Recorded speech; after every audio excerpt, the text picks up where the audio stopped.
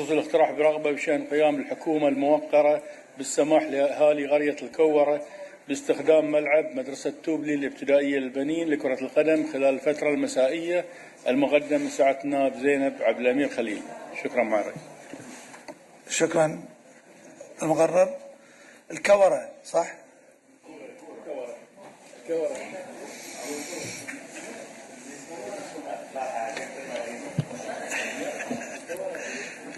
السلام عليكم معالي الرئيس.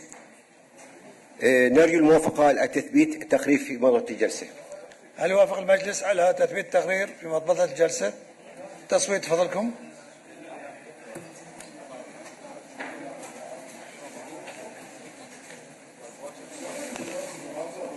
أتكلم الاقتراح مع الرئيس له.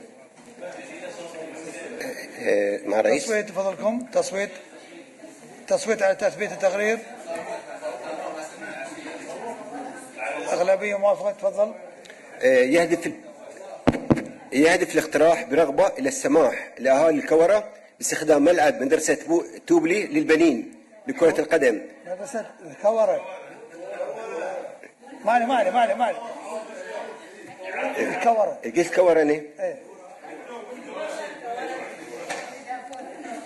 أنا سمعت الحورة. يلا جاوب.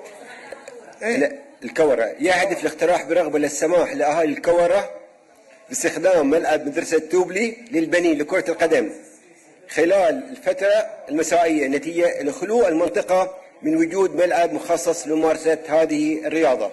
شكرا. تفضل سعادة النائب زينب. شكرا معالي الرئيس. معالي الرئيس، نلفت النظر إلى تكرار طلبات أهالي منطقة الكورة بتوفير ملعب للأهالي للم الشباب بهذا الشأن. احنا تقدمنا مقترحات عديدة لتوفير ملعب لأهالي الكورة، لكن لم تلقى صدى برغم من توجيهات سمو الشيخ ناصر بشأن ملاعب الفريج، لكن احنا ما شفنا صدى لهذه التوجيهات. عندنا في دوائرنا من الجهات المسؤولة، خاطبنا أكثر من جهة مسؤولة ورفعنا مقترحات ان الأهالي محتاجين ملعب، لكن لا مجيب.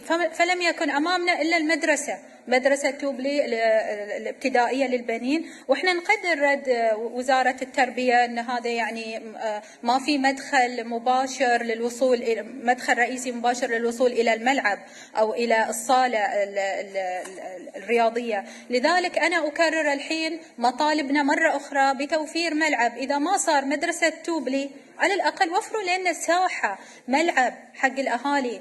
قرية الكورة معزولة، قرية معزولة ما في حولها أي ملعب، والملعب اللي أنا اقترحته للتخصيص طلع ملكية خاصة، والأكيد الحكومة عندها أراضي في هذه المنطقة، فيا ريت تتكرم بتوفير وتخصيص ملعب يستفيد منه الأهالي، حتى لو خارج شوي من المنطقة مثل في جد علي مو مشكلة، لكن أنا اليوم أوصل صوت الأهالي، هم محتاجين لمتنفس لساحة رياضية يلعبون فيها. وشكرا. شكرا.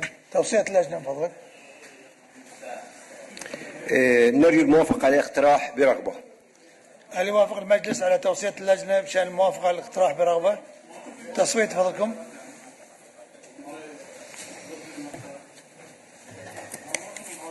الأغلبية موافقة ويحال إلى الحكومة الموقرة.